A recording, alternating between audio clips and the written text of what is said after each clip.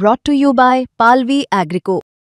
पालवी ॲग्रिको, भारताचा पहिला AI तंत्रज्ञानावर आधारित B2B आणि B2C ई-कॉमर्स प्लॅटफॉर्म. शेतीसाठी जे काही लागणार थेट तुमच्या बांधावर पोहोचणार, मोबाईलच्या एका क्लिकवर.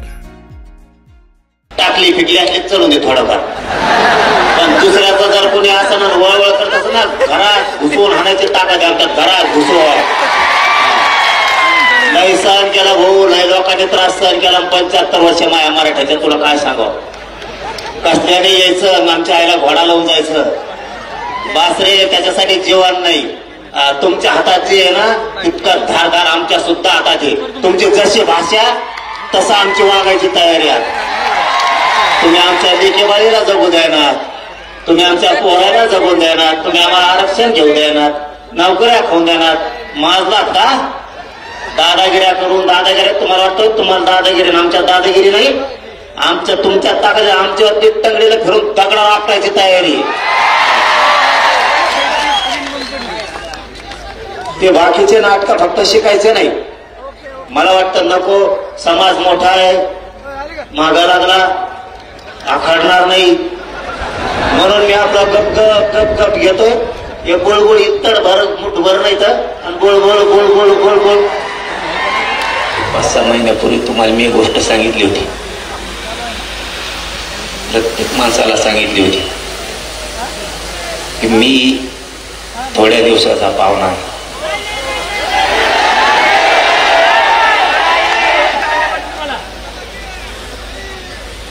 आणि आपण मुंबईला जायची हाक दिली, कारण मी एक गोष्ट तुम्हाला सांगितली होती. शेवटी शरीर आहे, काही सांगता येत नाही. माझ्या गरिबाच्या लेकराचं मला आयुष्याचं कल्याण करून द्या, मुंबईला चला. कारण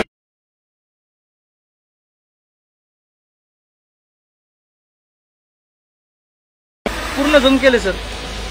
ओके ओके चालतं. तर माझ्या समाजाच्या लेकरा बाळाचं मी आयुष्याचं कल्याण करू शकतो. आणि तुम्ही मुंबईला साथ दिली आणि 75 वर्षात लढाई जिंकलेली मराठ्यांनी, GR घेऊन मराठ्यांनी लढाई जिंकली.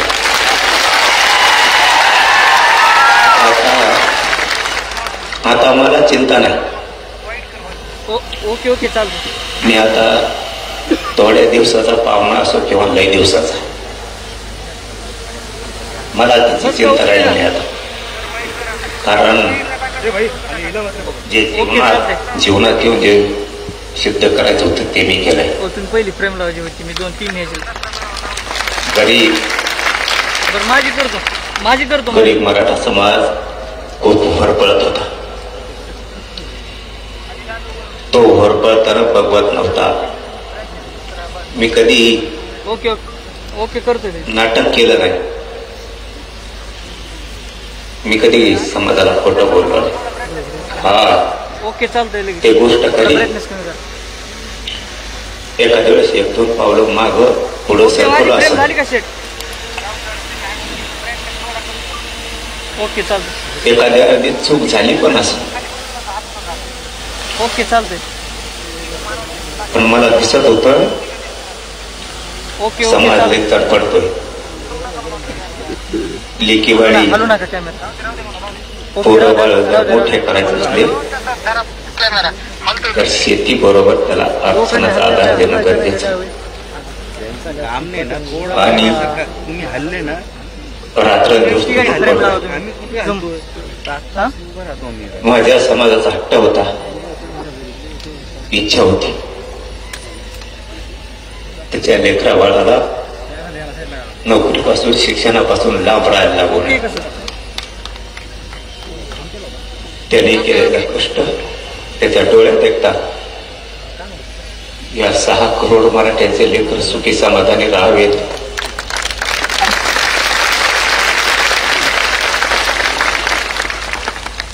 कधी शांत बसलो नाही. पूर्ण आयुष्य झिजवलं. आता मला काही वाटत नाही. खूप जणांनी सातारा संस्थानमध्ये पश्चिम महाराष्ट्र आणि हैदराबाद गॅजेट म्हणजे मराठवाडा. इथला जर मराठा आरक्षणात गेला राज्यालाच नाही तर देशाला येडा टाकायची ताकद या मराठ्यात हे म्हणून मिळू देत नव्हते. आपले आणि दुसरे तर विरोधात गेले हो. आपल्याने पितूर नको व्हायला होतं. झाली असं नाही कधी चूक, पण जीव येऊ धरणीला टेकला तरी माग हटलो नाही हे त्यांनी फितुरांनी समजून घ्यायला पाहिजे.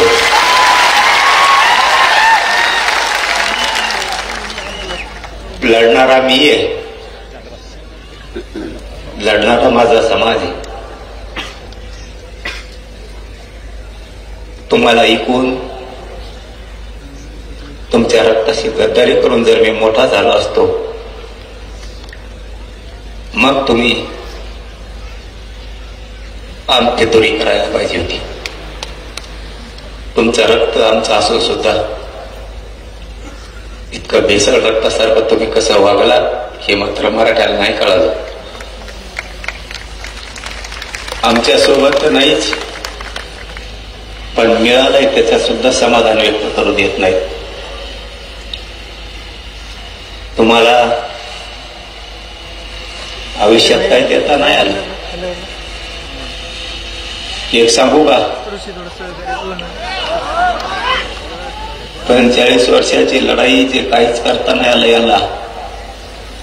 पांढरे कपडे घातले आणि मोठ्या गाड्यात हिंडले.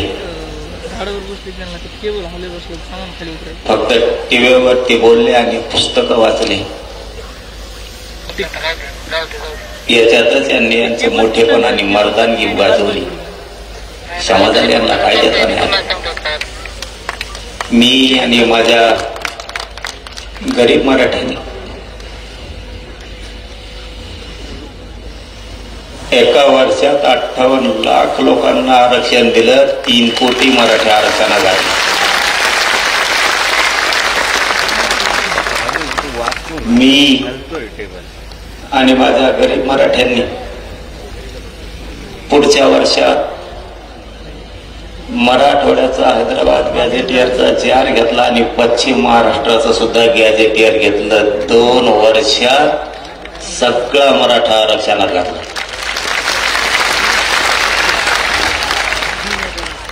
आणि जे खरं सांगतो तुम्हाला, पटून घ्यायचा पोरं आपल्याला मोठे करायचे. नाव ठेवणाऱ्याला लेकर बाळा नाही मोठे करायचे. आपले लेकर बाळा आपल्याला मोठे करायचे. जे मिळालंय ना ते पण खूप मिळाले. गावाचे गाव निघायला लागले. राहिलेले निघते.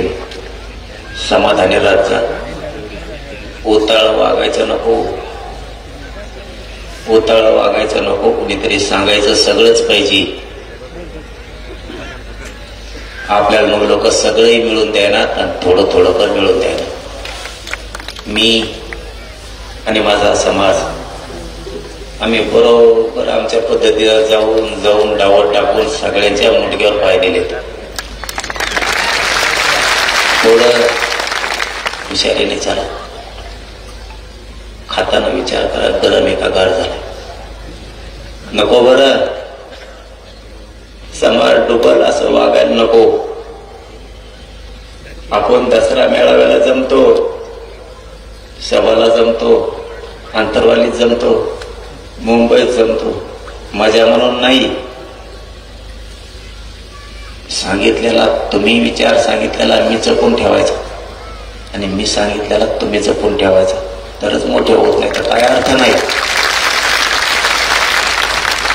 नुसतं आलो, बसला, इकडं तिकडं फिरला, झाडाखाली गेला, पुन्हा सभात येऊन बसला. मराठ्यांनी चतुर हुशार व्हायचं. टंगळ मंगळ बंद करायची. बावचाळ्याने वागायचं बंद करायचं. लई समाज पुढे न्यायचा. एक शब्द सांगतो तो आज पक्का घेऊन जायचा इथं. मराठ्यांनी यापुढं शासक बनायचं आणि प्रशासक पण बनायचं.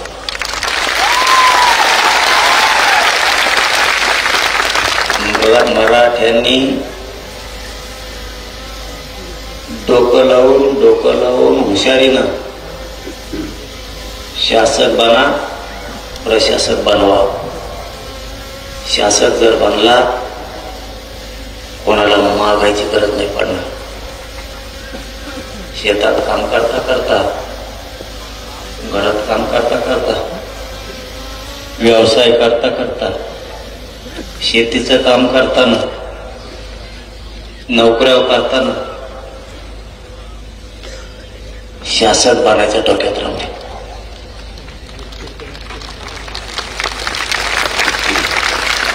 तुमच्यावरती दारिद्र्याचा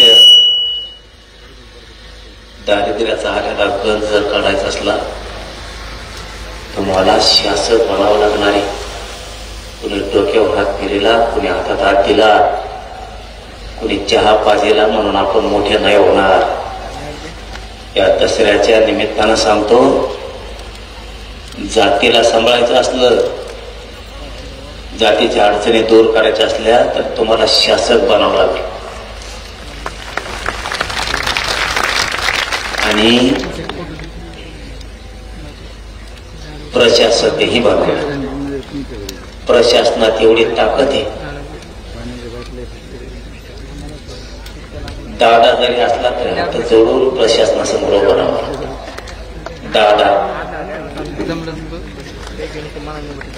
दादा त्याला प्रशासनापुढे हात जोडून उभा राहावं लागतं. राजकीय नेता असला तरी हात जोडून उभा राहावं लागतं. गुंडा असला तरी राहावं लागतं. 2-3 उदाहरणं सांगतो. बरोबर. तुम्ही जर PSI बनला त्याला प्रशासन म्हणायचं. तुम्ही तहसीलदार, PSI, SP, कलेक्टर जर बनला कसलाही दादा तुमच्या पुढं हात जोडून उभा राहील. कसलाही नेता तुमच्या पुढं हात जोडून उभा राहील. समजून घ्या. आज दसऱ्याच्या निमित्तानं तुम्हाला काय सांगतोय, लेकरा बाळांसाठी आयुष्याची शिदुरी आहे. नुसते कष्ट करा, नुसतं पळा, एवढंच करू नका. तुमचं पोरग, तुमची पोरगी PSI झाली, तहसीलदार झाली, कलेक्टर झाली, SP झाली, मोठा वकील झाली, न्यायाधीश झाली, मोठा डॉक्टर झाली, मोठा इंजिनियर झाली, मोठमोठ्या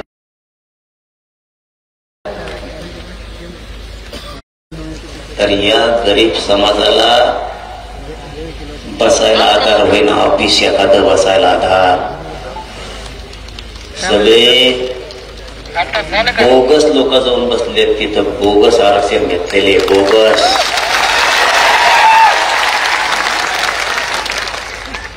हाय का डोकं ठेप्यात तुमचं? लोक जातीचं काम करायचं असलं, सत्ता असो नाही तर नसो, बर का, बरोबर, सत्ता असो नाही तर नसो, प्रशासनात जर आपले अधिकारी असले ना, राईट खुटात ठोके द्यायचे. सत्ता असो नाही तर नसो.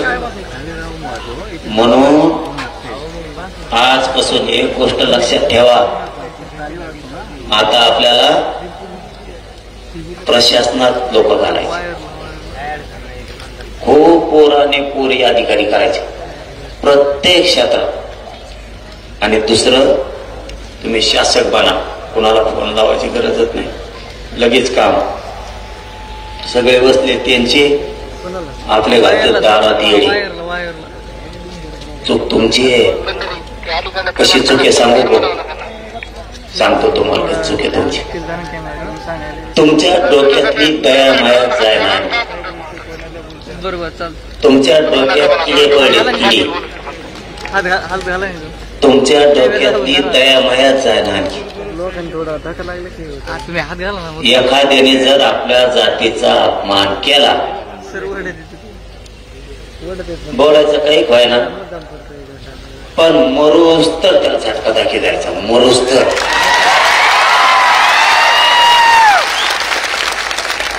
त्याला म्हणायचं जातवान मराठ्यांची अस्सल अवलाद. त्याला वाटलं पाहिजे संगत हिंडत माय घर.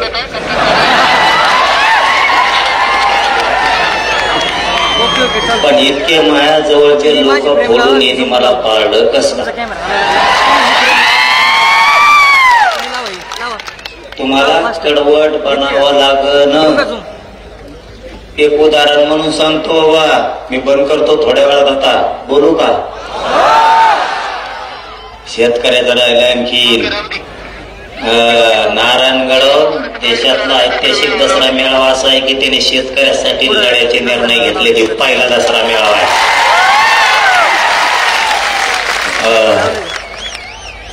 तुम्हाला विसरायचं नाही का सांगतो, कारण सांगतो. मला इथं ते विषय नाही बोलायचं, पण थोडी चुमक सांगतो विसरायचं का नाही.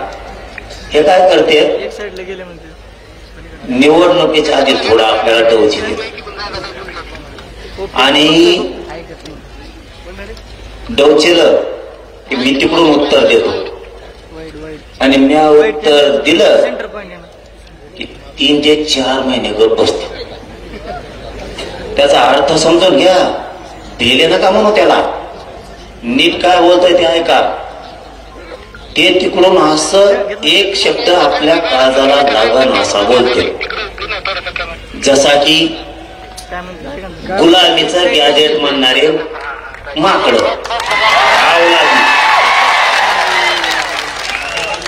झालंय ना ओके. ज्या भिकार अवलादी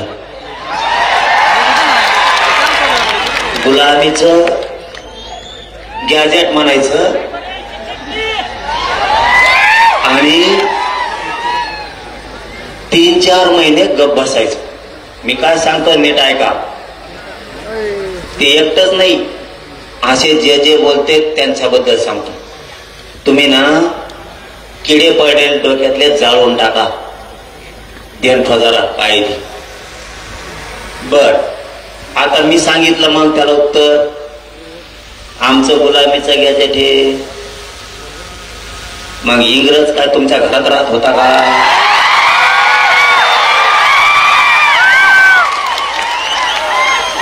तुमच्या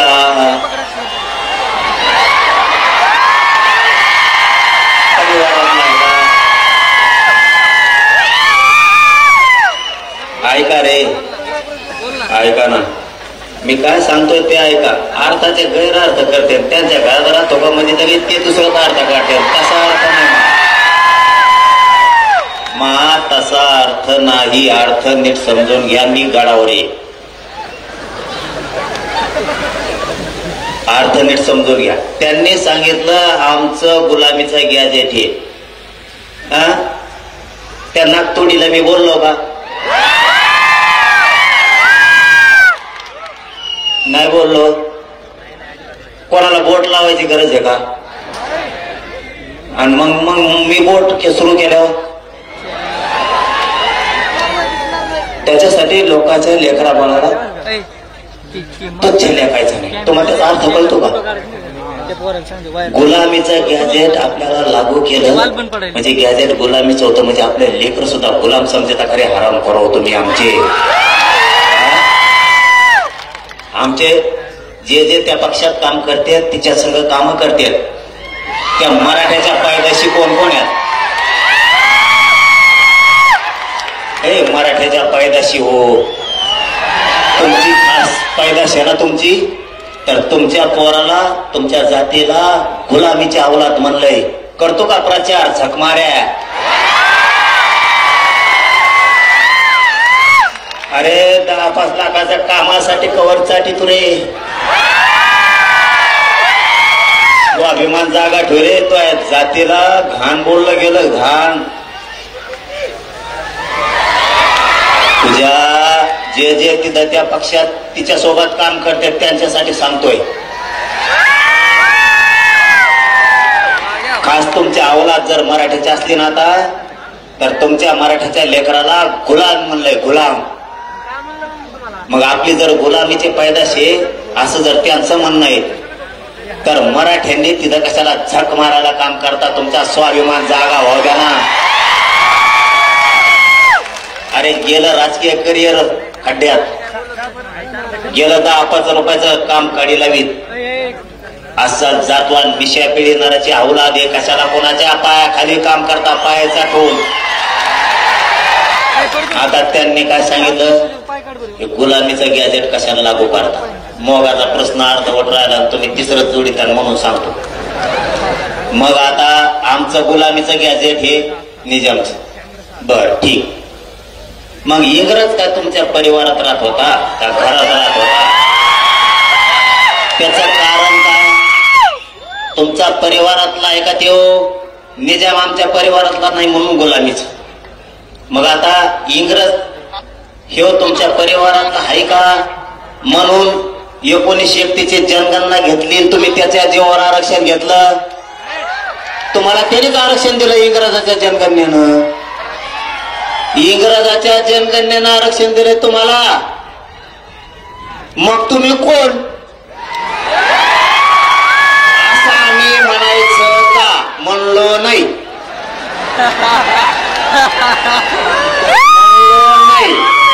आपण तुमच्यासारखे बिघडलेल्या रक्ताचे नाही.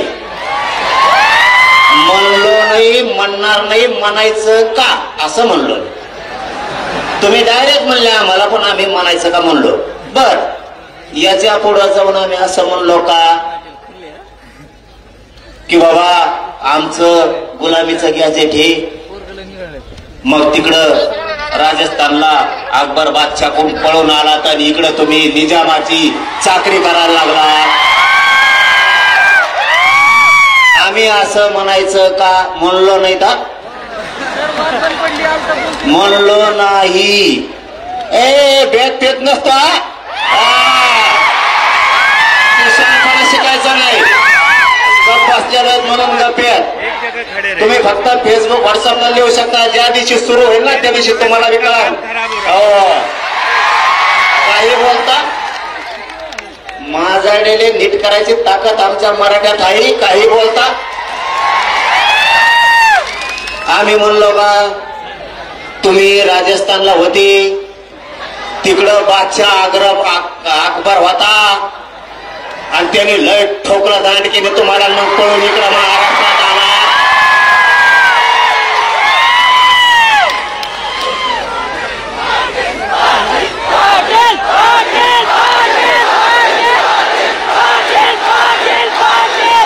आणि मग तुम्ही निजामाच्या जाणारा संभळणाऱ्या बनलात. या पारी म्हणून आला तर राज्यकर्ते म्हणलात चला व्हा माघारी. आणि असं म्हणायचं का? म्हणलो नाही. अरे ग बाई लय बोलतोय तर सगळ्याला मापात राहावा. याच्यासाठी झक मारायला मराठ्याने तुम्हाला 30 वर्ष निवडून नाही दिलं. याच्यासाठी निवडून देतो 30 वर्ष. तुम्ही असे पान उतारे करू आमच्या अवलादीचे. आणि आता काय करणार हे सांगतो तुम्हाला नीट ऐका. आता मी म्हणलो ते म्हणले निजामाचं गॅजेट हे. निजामाचं गॅजेट गुलामीचं ते म्हणे गुलामीचं गॅजेट आहे. मी सांगितलं तुमचं सुद्धा इंग्रजाचं आहे तेव्हा गुलामीच होती. तेव्हा कुठं स्वातंत्र्य होतं असं बोललो. आता तेवढं काळजावर पान हल्ला बरं का आपल्या. तुम्हाला डोके किडे जे पडले म्हणून तुमच्या डोक्यात ते सांगायलो ते किडे मारून टाका लवकर. किडे तुमच्या डोक्यातले हे काय करते हळू जीवारी वार करतात आपल्या. आणि मी बोललो का 2-3 महिने गप बसते. आपल्या लोकांना काय वाटतं माहितीये का? जाऊ दे रे चुकलं असं काय होतं बोलताना. आता नाही बोलणार इथून पुढं. अरे हे बदलणारच नाहीत. त्याच्यामुळं दया माया थोडी कमी करा. जे ज्याला मराठ्याचं तिकडून उभा राहील खपा खप पाडायची. तेव्हा ह्या आपल्या बी जाती नीट राख्या, तेव्हा आपले बी नीट वागते, तेव्हा हे हुजरीगिरी करायचं बंद करते. आणि जेव्हा आपण पाडायला सुरू करतो ना तेव्हा ते मराठ्या संघ नीट वागायला सुरू करते. कळालं ना? ते आपल्याशी अरे आपल्या लेकरा बाळाला डायरेक्ट म्हणले राव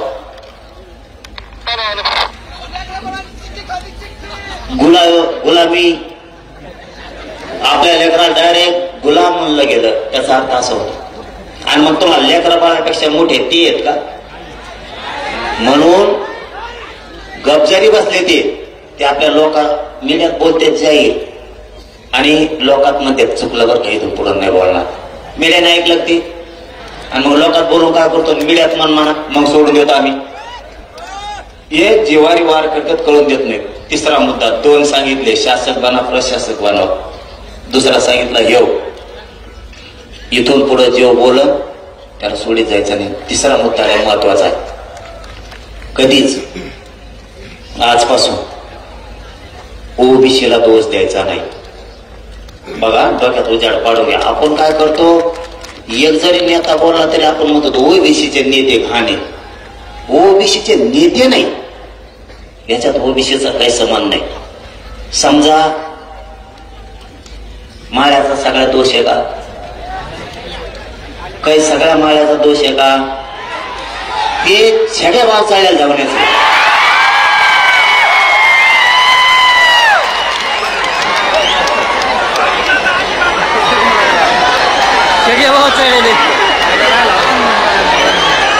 त्याला काय करायचं आता? त्याला म्हशीमध्ये थोडे दिवस पाण्यात बांधायचं. त्याला मी बांधितो थांबा तो मला नीट होऊन दे रे, मी नीट व्हायणार रे. शरीर मला साथ द्यायला नाही तर यांचा दुमटा काढायला मेले पक्का. लावले का नाही 150 पावणे 200 कामाला लावले का नाही रे? नुसते तज्ञाला घेऊन बसत येत. याला काय झालं त्याला काय झालं, ते कस काय बसलं हे कस काय बसलं. कुळातच कम घेतले, बिगर कुळाचे कम घेतले, सगळं गॅजेटच कम लावलं. मग मराठीत आत गेले. आत नाही का बाहेर तरी कवर तो होय ना बाहेर तो. आता इथून पुढं ज्या जातीचा माणूस बोलल त्याला ओबीसीचा नेता नाही म्हणायचा. येथून पुढं एक ध्यानात घ्यायचा घडवून जाणाऱ्या प्रत्येक महाराष्ट्रातल्या माणसाने ओबीसीचा नेता बोलला ते काय करताय चाभऱ्यापणा हे आत्ताशी आपल्या डोक्यात आले. आमच्या ओबीसीवर अन्याय होतो मग आपण सगळ्या ओबीसीला बोलवतो का नाही? ओबीसीवर अन्याय नाही. याचे लाभार्थी थोडी जात आणि ह्यो दोनच धरून मागायला जायचं. ओबीसी इथून पुढं बोलायचं नाही. समजा उदाहरणार्थ इथून पुढं आता इथून पुढं लक्षात ठेवा. समजा आता थोडे माळी आणि थोड्या माळ्याचा नेता छगन भुजबळ. बाकीच्या नेत्याने काही केलं, बाकीच्या माळ्याने काही केलं का आपलं? उगाच उगाच सगळ्यांची गिरतो आपण.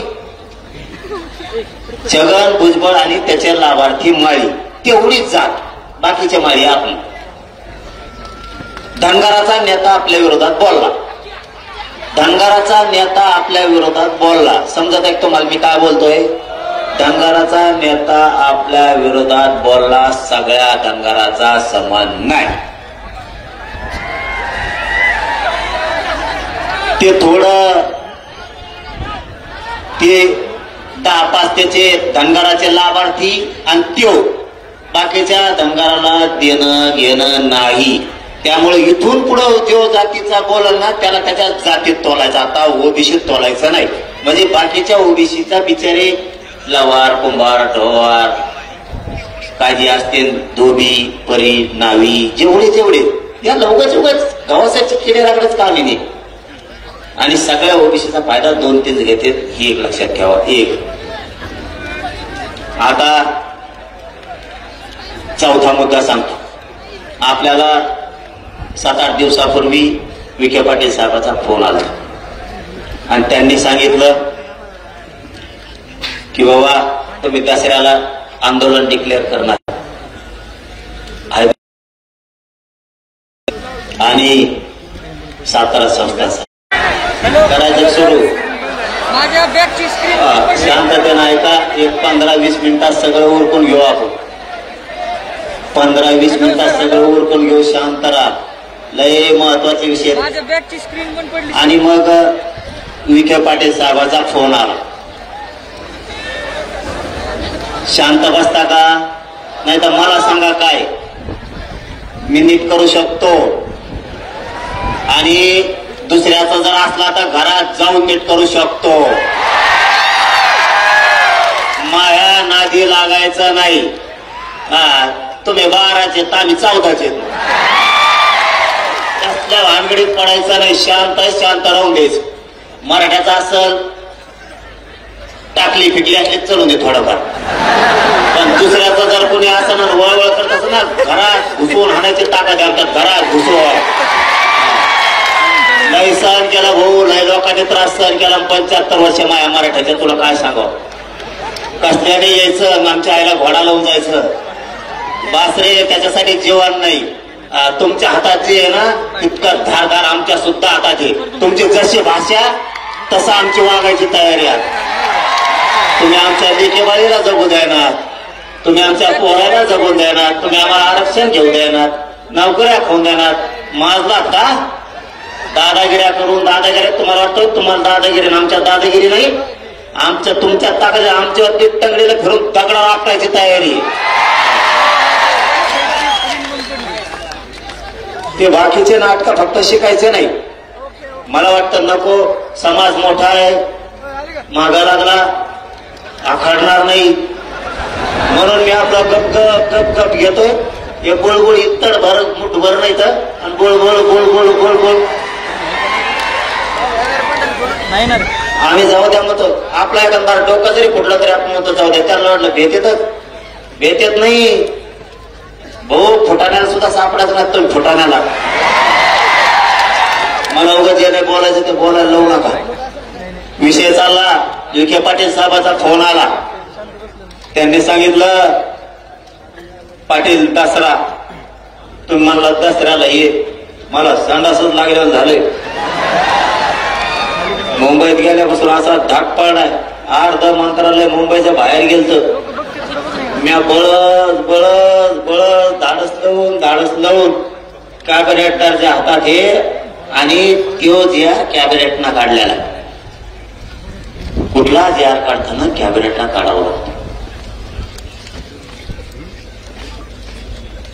आणि एखाद्या जर उपसमितीने काढला. उपसमितीला अधिकार आहे का नाही काढायचा हेही बघावं लागतं. जर उपसमितीला एखादा जीआर काढायचा अधिकार आहे तर ते कॅबिनेट असावायला लागते. उपसमिती सगळे कॅबिनेट हे. त्यामुळं विखे पाटील साहेबांनी सांगितलं पाटील गावागावातल्या समित्या नियमाच्या राहिल्या. थोडं शिबिर पण घ्यायचं राहिले. त्यांना सविस्तर सांगायचं. काही अधिकाऱ्याच्या लक्षात येत काहीच येत नाही. ठीक आहे खरं सांगा फक्त. म्हणलं मी माया मराठा नारायणगडावर बोलत. ते म्हणले फक्त अतिवृष्टी जीआर प्रमाण मराठ्यांना आरक्षण दिलं जाईल.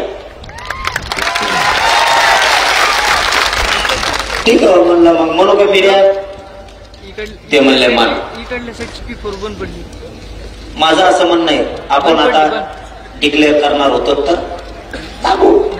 महिना 15 दिवस जमन का म्हणले. ते गॅजेट प्रमाण देतो. आणि तुम्हाला काम सांगतो आता. कुंकड हिंडा तर रे आयला माय आता चालल्या दे रे. तुम्ही कुठं हिंडा तर रे. कुठं चालले. काय याची नुकती केली तिकडं काय वास यायला तुला. बाबानी नगद इथं नगद नारायणगडावर नगद हे बोलता यायला लागलं मला. मला चालता उठता येत नव्हतं. संभाजीनगर पासून डोळ्यात धारा होत्या माझ्या थोडी तर.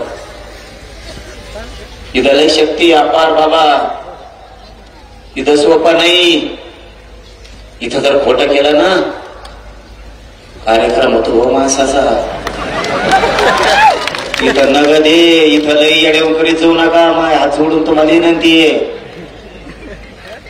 गड म्हणला असं आपण म्हणायचं, हा बाबा तसंच नगद आहे नगद. आणि आपली प्रतिष्ठान आपली इज्जत आपणच वाढायची रे भाऊ. आपल्या गडाची इज्जत आपणच वाढायची. रुसायचं नाही, फुगायचं नाही. रुसलं तरी बाबाकडे यायचं, सांगायचं मी तुमच्यावर रुसलो. मग तुमचं पटलंच नाही, बाबाजवळ पायावर जायचं, बाबा सांगायचं मी रुसलो. आणि बाहेर जाताना म्हणायचं रुसा सोडून दिला, सोडून दिलं म्हणायचं मी दाटून रुसलो होतो. वागायचं शिका, वागावं लागल. सांगतो तुम्हाला, गॅझेटियर प्रमाणे द्यायला तयार आहे असं त्यांनी सांगितलं. पण तुम्हाला एक काम सांगतो तेवढं का. महाराष्ट्रात सारखे आडनाव असणारे लोक,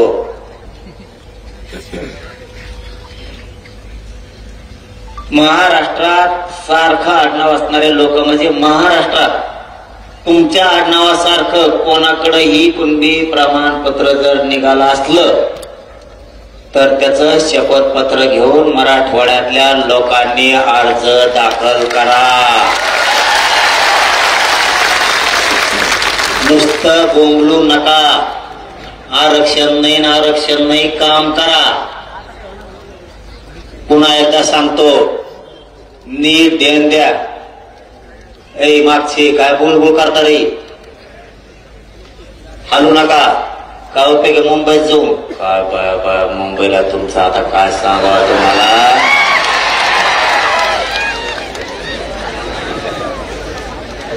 तुमच्यासारखं आडनाव असणारे ज्याच्याकडे कुणबी प्रमाणपत्र असेल त्याला फोन करा आणि विचारा तो कुणबी प्रमाणपत्र निघालं का. तो आडनाव सारखंच आहे. त्याचं कारण सांगतो. तुमचं आडनाव तसं आहे तसंच ज्याच्याकडे महाराष्ट्रात कुणबी प्रमाणपत्र असेल ती तुमची भावकी आहे. 1 2 तुमचे त्याचे नातेसंबंध आहे. 3 तुमचं आणि त्याचं कुळ एक आहे. आहेत ना ठेप्यावर सगळे. अर्ज गावा करता रे, नुसते म्हणता आरक्षण नाही, अर्जच करेना. मला दिवाळी दिवस सगळ्यांनी अर्ज केलेले पाहिजे. आणि जर त्यांनी नाही दिलं तुम्ही अंतरावली द्या, सांगा इथं इथं माया आडनावासारख्या माणसाचं प्रमाणपत्र होतं, त्याची नामची भावकी आहे, त्याचं नामचं कुळ आहे, त्याचं नातेसंबंध आहेत, पण अधिकाऱ्यांनी दिलं नाही. मी जाणं तेव्हा अधिकारी जा. प्रतिज्ञा पत्र लिहून घेताना हेच तर महत्वाचं. काय उपयोग आहे प्रतिज्ञा पत्र लिहून घेताना ज्या माणसाकडं कुणबी प्रमाणपत्र आहे तुमच्या आडनावासारखं त्याचं कोण प्रतिज्ञापत्र लिहून घ्या की हा म्हणजे कुणबी प्रमाणपत्र ज्याच्याकडे त्याने लिहून द्यायचं. हा माझा भावकीतला आहे, हा माझ्या कुळातला आहे, हा माझ्या नातेसंबंधातील आहे. याला शिक्षणासाठी, नोकरीसाठी, शासकीय योजनेसाठी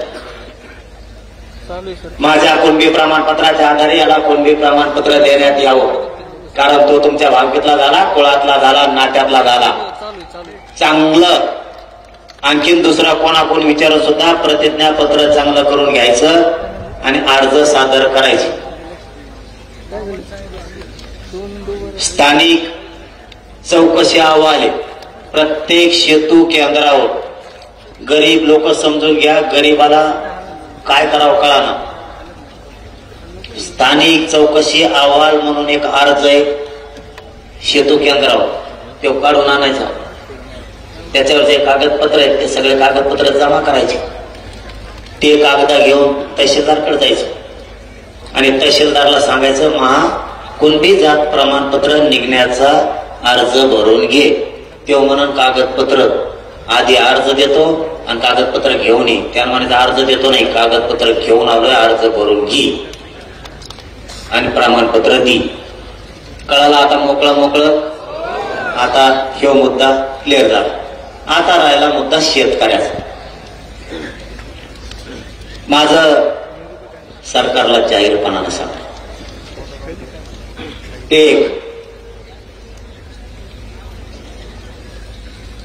मराठवाड्यात आणि मराठवाड्याच्या लगतच्या जिल्ह्यात ओला दुष्काळ जाहीर करा. त्याशिवाय माघार नाही. हे काम करायचंय दिवाळीच्या आत. सरकारनं हे काम दिवाळीच्या आत करायचंय. दुष्काळ, ओला दुष्काळ जाहीर करायचा. एक 70,000 रुपये शेतकऱ्यांना हेक्टरी भरपाई द्यायची कॅश.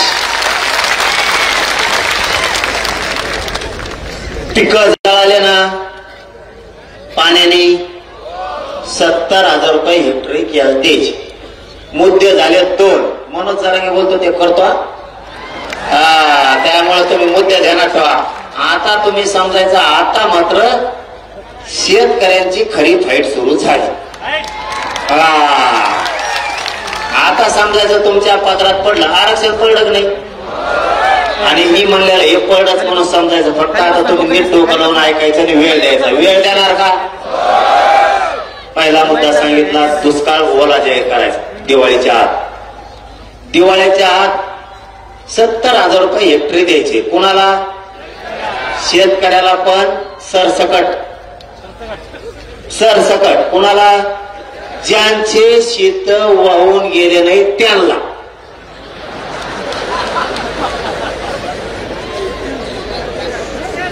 शेत वाहून गेले नाही त्यांना म्हणजे त्यांच्या शेतात पाणी साचलं, पीक जळून गेलं, म्हणजे त्याचं 70,000 रुपये हेक्टरी नुकसान झालं. आता राहिला दुसरा, ज्याच्या नदीच्या शेजारचे वावर होऊन गेले आणि पीक होऊन गेलं, त्याला 1,30,000 रुपये भरपाई द्यायची.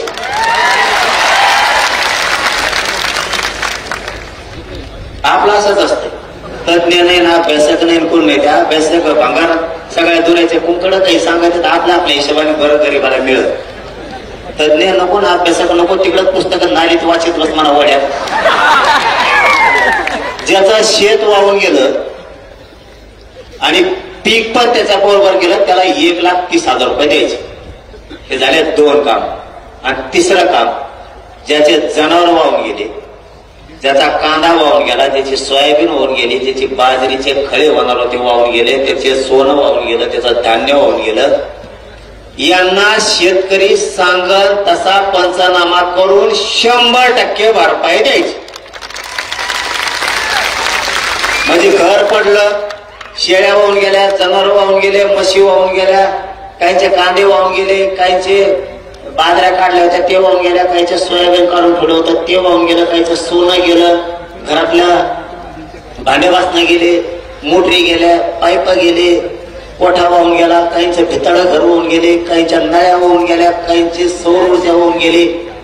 जेवढं वाहून गेलं तितके पैसे एवढे द्यायचे. हे झाले 3. हे झाले 3. आता चौथं, शेतकऱ्याचे 15 रुपये कापायचे ठरले ऊसाचे. अजिबात 1 रुपया सुद्धा कापायचा नाही. देतो आम्ही शेतकऱ्याच्या ऊसाचे पैसे कापूस तर ज्याला 10,000 रुपये पगार आहे त्याचे 2,500 कापा. ज्याला 20,000 पगार आहे त्याचा 1/4 हिस्सा कापा, 5,000. ज्याला 1 लाख आहे त्याचे 25,000 कापा. ज्याला 2 लाख आहे त्याचे 50,000 कापा, 1/4 हिस्सा कापायचा. त्याला काही गोमीचा पायलंगडा होणार आहे का? पगार फुकटात हे वावर कुठंतरी हडकलेला असेल, नोकरी म्हणल्यावर कुठंतरी आम्हाला तिकडं सापडेला असेल, त्याच्यामुळं हे कापा. कमीत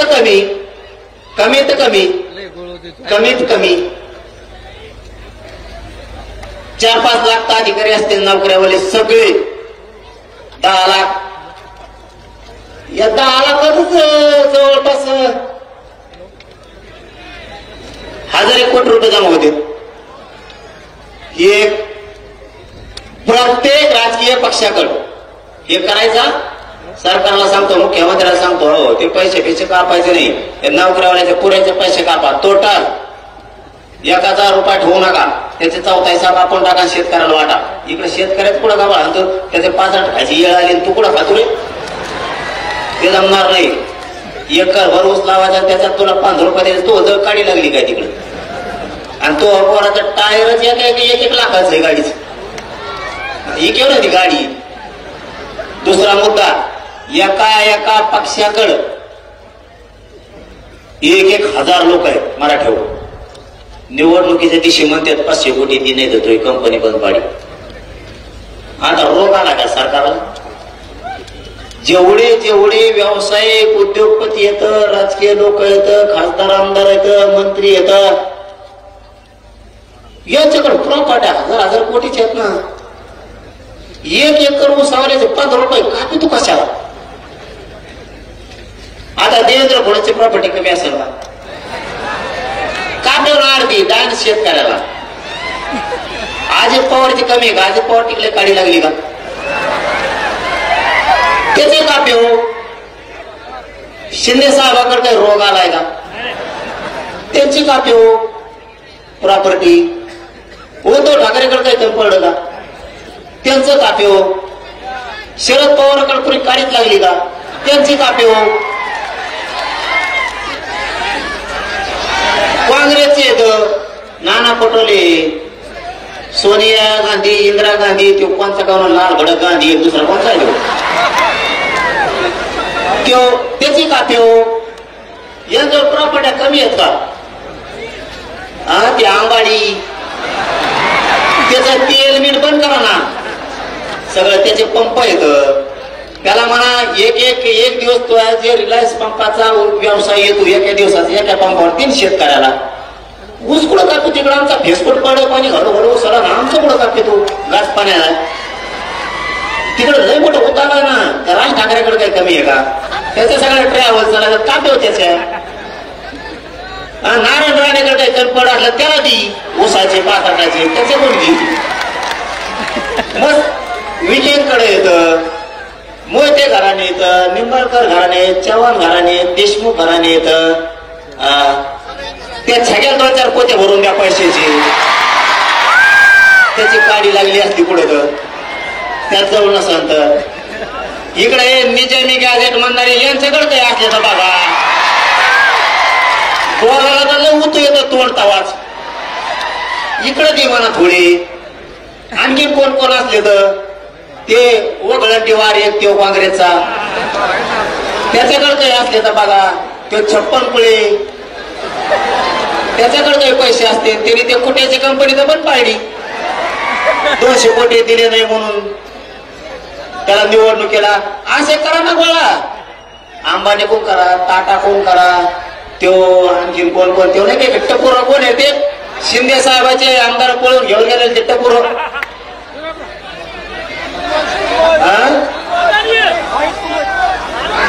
ते नाही उंटावरे नाकाचं ते कंबोडा काय नावन कुंकून आल्यात पायदशी. त्याच्याकडे मार माझा पैसा आहे, काढा नाही. कंबोडा का काय कोण कानून शिंदे साहेबाची सीट घेऊन पळून गेला कंबोडा. पुरं इमानात बसलं तर काकाच्या बाहेर आलं इतकं उच्च. हे आमच्या शेतकऱ्याला लुटूस तर ह्या किती कंपन्या आता टाटा आहे, ते लय येत, आता बजाजवाली येतं, आणखी मरणाचे आलेत ना, त्यांचे कोण घ्या ना. हे जमतं का निवडणूक टायमाला पैसे घ्यायला उद्योगपती खूप. हिऱ्याचे माणिक मोत्याचे व्यापारी येतं, आमचे जैन मारड येतं. मस्त होता आला ते हमेशा कवा शिराज वाटत लोकांना एवढं पैसे वाटा म्हणा. आओ पटेल गेला उधार घ्यायला झक मारायला. पाटील पाटला दिला 5-5 जणांना उधार घेऊन. बोकांडी टाकलं त्या मारण्याने आमच्या याचा सगळं 3 रुपये शाकडा. आपला म्हणतो तू 5 होता रे, 3 दिला, 3 दिले. तो थोबाड हाणलं पाहिजे, 3 दिले, 3 दिले. तुम्ही कवा डोकं सुधारणार आहे तुमचं कवा नाही. आता तो मुसलमानात हिरो कोणता ती टीव्ही देखील ते नंबर 1 ला आला पैशाला तर जगात.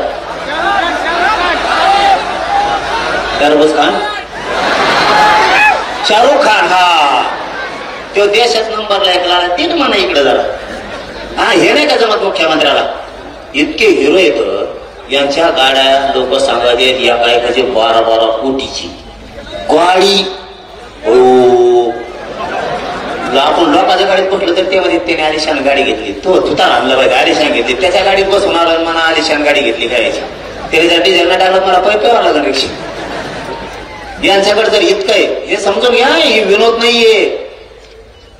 इतके मोठमोठ्या लोक त्यांजवळ कंपन्यात यांना यांच्याकडून सगळे पैसे वसूल करा. 1000 लोक सगळ्या पक्षाकडे 1000 लोक 1-1 कोटी घेतले तर 1000 कोटी रुपये जमा होते एका दिवसात. मुख्यमंत्र्याला जमत नाही घ्या करायला, शेतकऱ्याला द्यायला. हे झाला मुद्दा क्लिअर. एक सांगितलं ओला दुष्काळ पगार काय देते ते एका दिवसात आपलंच आपल्याला द्यायला लागेल.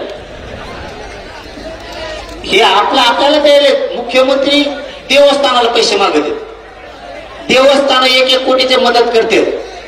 अरे बाबा तुमच्याकडे गाडी लागली का? तुम्हाला दुसरीकडे द्यायला आहेत का? उद्योगपत्याचे कर्ज माफ करायला ते मल्ल्या का खाल्ल्या कोण पळून गेला पैसे येऊन ते जमतं का? मग अशा गोष्टी करताना विचार करा. आपला पहिला मुद्दा घ्या, मुद्द्यावर येऊ. हे बस रे मुद्द्यावर येऊ. तो काय बिलाडील का देऊ दर थोडस तंबूटा खाली तोंडात. इतक्या लोकात तंबू खाली होतो का चाबरा जाऊ नाही रे. पिसून तरी द्यायचं नाही, कपारा ठेवायची पाटांना ठेवली. याने मुंबईत असंच घायल केलं मला. कोण कोण मला बाबा पहिले मुंबईत झालो ते रोडला बॅरिकेड लावायचे पळत अवघड कोट्टे ते पुढं झेंडे ठोकेले, पुढं नाही कुंकळले, नारळ काढले. पुन्हा मुंबई विखे साहेब म्हणले काही काम सांगा, फडणवीस म्हणले काही काम सांगा, पुन्हा मुंबईला येऊ ना. नारायणगड खोटा नाही बोलणार. ते म्हणले कवा मुंबईला मराठा आणू नका, आणि जर आणलं तर तुम्ही सोबत येते, तुमचंच ऐकत येते. आणलं तर मात्र तुम्ही या. एक मुद्दा ओला दुष्काळ जाहीर करायला लावायचा. 2 70,000 रुपये हेक्टरी घ्यायचे. 3 ज्याचे शेत रोडच्या नदीच्या कडेचे वाहून गेले पिकासहित 1,30,000 संपूर्ण कर्जमुक्ती. सुट्टी नाही शेतकऱ्यांना मागे सरकारचं नाही, संपूर्ण कर्जमुक्ती. 5वा मुद्दा ज्या शेतकऱ्यांना विदर्भातल्या, मराठवाड्यातल्या, खानदेशातल्या, पश्चिम महाराष्ट्रातल्या आणि महाराष्ट्रातल्या शेतकऱ्यांनी आत्महत्या केल्यात आतापर्यंत 20 वर्षात आतापर्यंत आत्महत्या केलेल्या शेतकऱ्याच्या कुटुंबाला शासकीय नोकरी सरकारनं द्यायची. 6वा मुद्दा शेतीला हमी भाव घ्यायचा आहे, त्याच्याशिवाय आंदोलन थांबवायचं नाही. काहीच गरज नाही कोणाची. आपल्याला जर हमी भाव दिला तर काहीच गरज नाही कोणाची आत्महत्या होत नाही, काय नाही काय. फक्त आता शेतकऱ्यांना ताईट व्हायला सावध. 7वा मुद्दा शेतीला नोकरीचा दर्जा द्या. तुम्हाला हे कळलंच नसणार आता हे काय. शेतीला नोकरीचा दर्जा द्या म्हणजे तुम्ही म्हणता नोकऱ्या नाहीत, नोकऱ्या नाहीत. ठीक आहे, जो शेती करेन 10 एकरच्या आतला त्याला 10,000 रुपये महिना सुरू करा. नोकरी नाही तर पोरं का शेतात तरी कामं करते 10,000 रुपये. शेतीला नोकरीचा दर्जा द्या. कोणाकोणाला नोकरी लागेल 10,000 वर हात करा.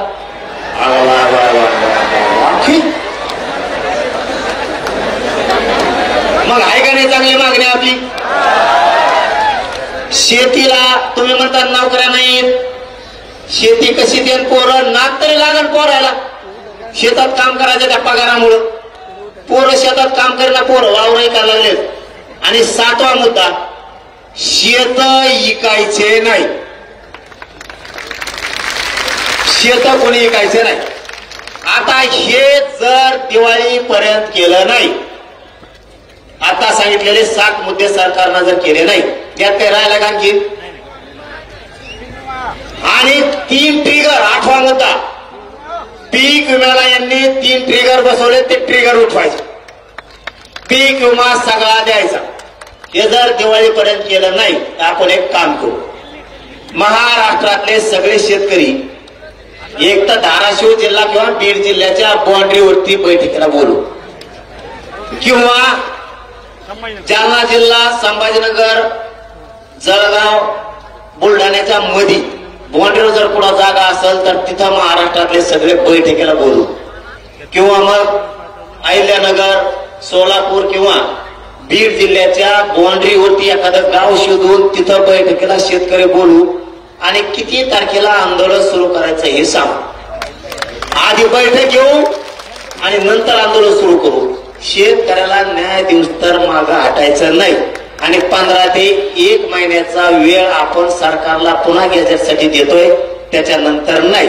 आणि मुद्दा शेवटचा, जर सरकारनं गॅजेट हैदराबादचं, सातारा संस्थांचं लागू केलं नाही, आणि विशेष सांगायचं राहिलं छत्रपती खासदार छत्रपती शाहूजीराजे महाराज साहेबांना की मी परवा सरकारला बोललोय, सातारा संस्थान, औंध संस्थान आणि पुणे संस्थानचं जे गॅजेटियर घेतलंय त्याबरोबर खासदार साहेब महाराज, शाहूराजे महाराज साहेब, तुमच्यासाठी सांगतो की कोल्हापूरचं सुद्धा गॅजेटियर घ्यायचं सरकारनं कबूल केलंय.